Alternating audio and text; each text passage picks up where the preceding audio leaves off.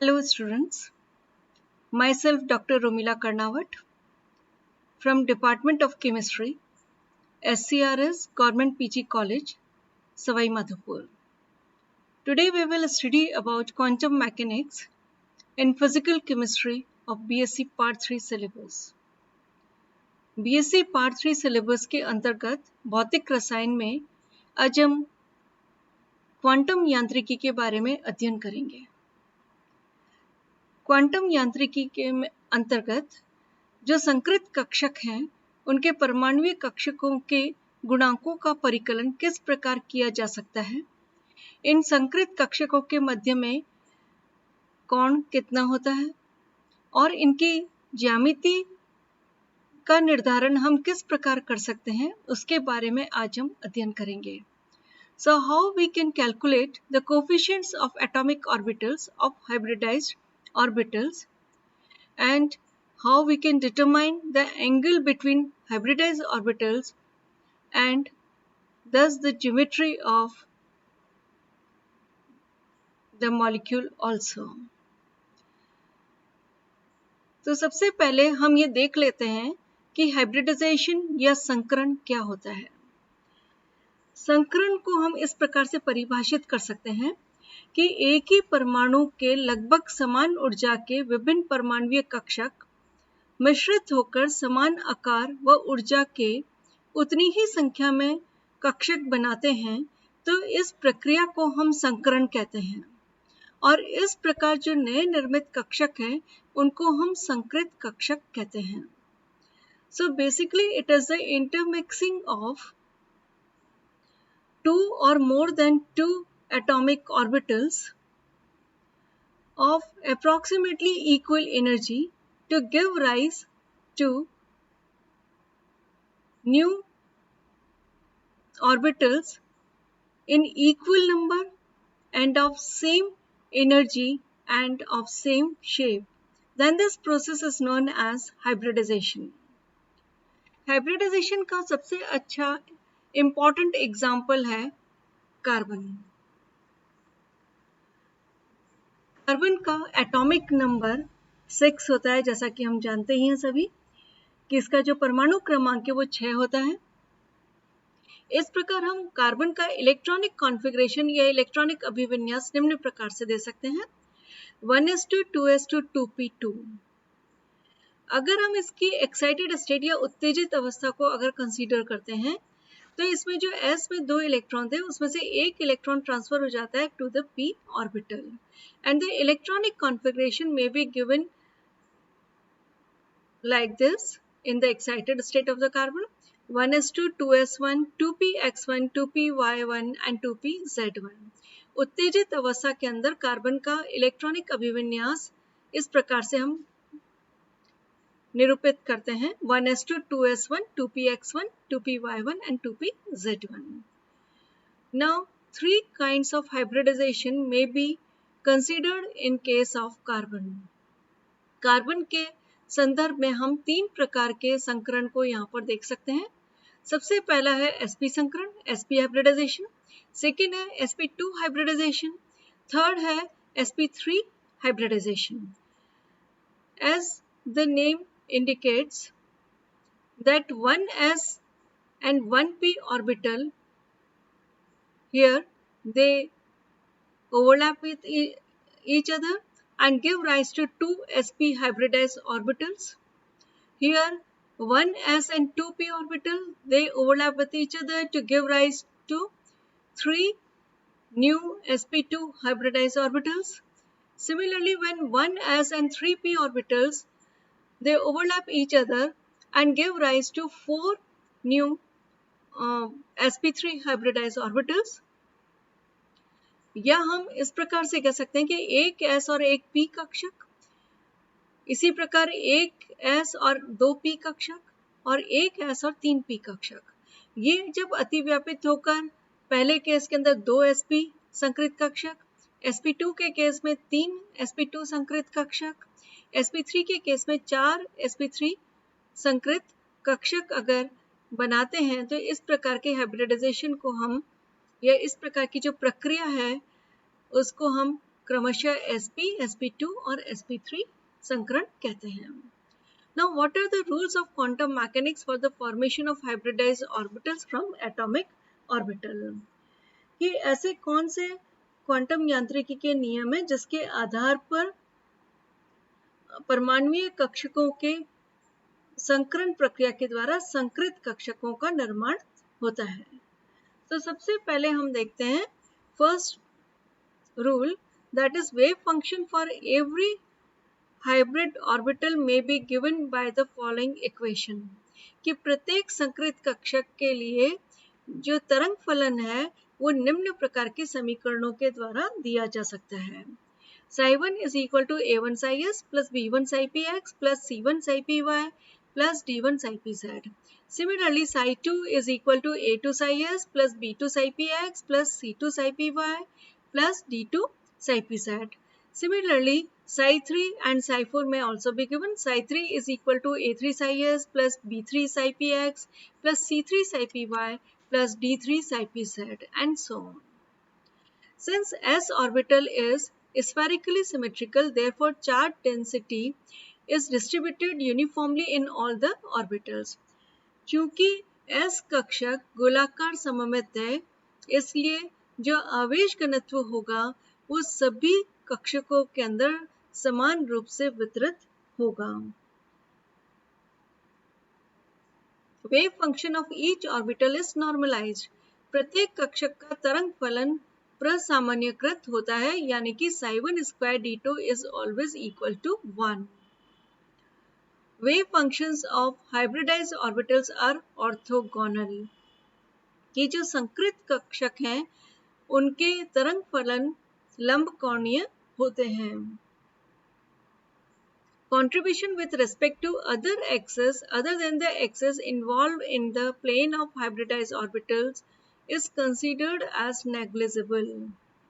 संकृत कक्षकों के तल में अंतर्निहित अक्षों के अलावा अन्य अक्ष के सापेक्ष इसका जो अंशदान होगा वो नगण्य माना जा सकता है, या हम ये कह सकते हैं हम शून्य मान लेते हैं.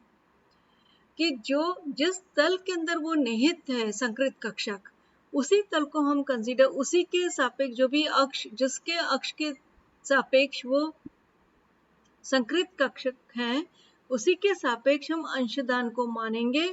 लेकिन जिन अंतर्निहित अक्षों के अलावा जो अन्य अक्ष वहां पर उपस्थित हैं उनके सापेक्ष जो भी उनका कंट्रीब्यूशन होगा, अंशदान होगा, उसको हम नगण्य मानेंगे. ये पॉइंट आप आगे अच्छे से समझ पाएंगे. इस प्रकार इन संकृत कक्षकों के परमाणुीय कक्षकों के गुणांकों का हम परिकलन कर लेते हैं. फिर इनके मध्य में कोण भी ज्ञात कर सकते हैं और इसी के द्वारा अंततः इनकी ज्यामिति जो है वो निर्धारित की जाती है. So the coefficients of atomic orbitals of hybridized orbitals are calculated and angle between them are also calculated and thus the geometry is determined. अब सबसे पहले हम देखते हैं कि calculation of coefficients of atomic orbitals of sp hybridized orbitals कि sp संकृत कक्षकों के परमाणुीय कक्षकों के गुणांकों का परिकलन हम किस प्रकार कर सकते हैं. जैसा कि नाम ही सजेस्ट करता है कि यहाँ पर एक s और एक p कक्षक अतिव्यापित होकर समान ऊर्जा के दो sp संकृत कक्षक निर्मित करेंगे. तो two sp hybridized orbitals are formed by overlapping of one s and one p orbitals. Now wave functions of these two hybridized orbitals are, जैसा कि हमने पूर्व में देखा था कि प्रत्येक ऑर्बिटल का एक तरंग फलन होगा जिसको हमने समीकरण के द्वारा निरूपित किया था. तो अब हम sp संकृत जो हमें दो कक्षक प्राप्त हुए हैं उनके लिए दो हम तरंग फलन देते हैं, psi1 और psi2. psi1 का मान हम इस प्रकार से दे सकते हैं a1 psi s plus b1 psi p, क्योंकि एक ही ऑर्बिटल है p का, इसलिए हम इसको b1 पे ही समाप्त करते हैं कि मतलब c1 और c2 जो है वो उनका नेग्लिजिबल हो जाएगा, शून्य माना जा सकता है. इसी प्रकार psi2 is equal to a2 psi s plus b2 psi p. Here a1, a2, b1, b2 are linear combination coefficient और मिक्सिंग कोफिशिएंट। यहाँ पर A1, A2, B1, B2 जो इन समीकरणों के अंदर आए हैं उनको हम रेखीय संयोजन गुणांक या मिक्सिंग कोफिशिएंट यानी कि मिश्रित गुणांक कहते हैं। सो सरल रेखीय संयोजन गुणांक या इनको मिश्रित गुणांक कहेंगे, which are determined on the basis of the following concept. इनका निर्धारण निम्न अभिधारणाओं के ऊपर आधारित है। ये अभिधारणाएं कौन कौन सी हैं, कंसेप्ट कौन कौन से हम देखते हैं। सबसे पहले psi1 and psi2 are normalized. psi1 और psi2 जो है वो प्रसामान्यीकृत हैं। psi1 and psi2 are orthogonal. psi1 और psi2 लंबकोणीय हैं। psi1 and psi2 are equivalent. मतलब psi1 व psi2 जो है वो समतुल्यांक हैं। इन्हीं कंसेप्ट्स के आधार पर, इन्हीं अभिधारणाओं के आधार पर अब हम लिख सकते हैं, जैसा कि हमने पहला देखा था कि psi1 और psi2 प्रसामान्यीकृत हैं, यानी psi1 square d2 is equal to 1 और psi2 square d2 is also equal to 1। तो पहला हम देखते हैं psi1 square d2 is equal to, यहाँ पर psi1 का हमने मान प्रतिस्थापित कर दिया समीकरण 1 के द्वारा। सो a1 psi s plus b1 psi p square d2। अब अगर हम इसको सामान्यीकृत की अगर यहाँ पर कंडीशन लगा रहे हैं, नॉर्मलाइजेशन की कंडीशन लगा रहे हैं, यानी दैट इज इक्वल टू 1। जो ब्रैकेट के अंदर है इसको अगर हम ओपन करते हैं तो ये इस प्रकार से आएगा, a1 square psi S square d2 plus b1 square integration का साइन है psi P square d2 plus 2a1 b1 integration का साइन है again psi S psi P d2 is equal to 1। जैसा कि नॉर्मलाइजेशन की कंडीशन में होता ही है, तो psi S square d2 is equal to 1। इसी प्रकार psi P square d2 is also equal to 1। और जहाँ साई एस और साई पी मतलब अगर दो डिफरेंट आ जाएंगे तो that would be equal to 0।